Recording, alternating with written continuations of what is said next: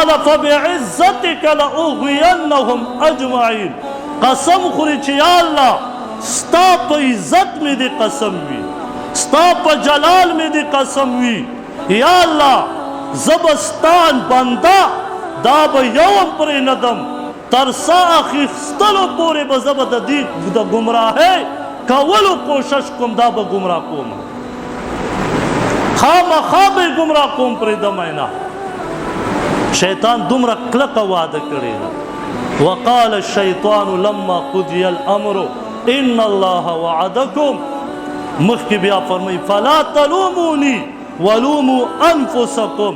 اے انسانا د قیامت په ورځ به شیطان وي ما ولې بدنامې، ما خو صرف تاله د ګناه هغه دعوت درکو، باقي تا په خپله منو، نو ما ولې بدنامې نه به دې کولی که.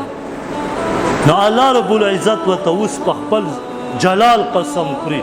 الله ورته فرمایي زما دې په خپل عزت باندې قسم وي. اے شیطانا ابلیس واوره، زما بنده که ګناهونه وکړي او د ګناهونو انبار ولګوي، یو ځل چې ما تره وګرځي چې یا الله زما توبه انه هو التواب الرحیم، زه به دغه توبه قبلوم.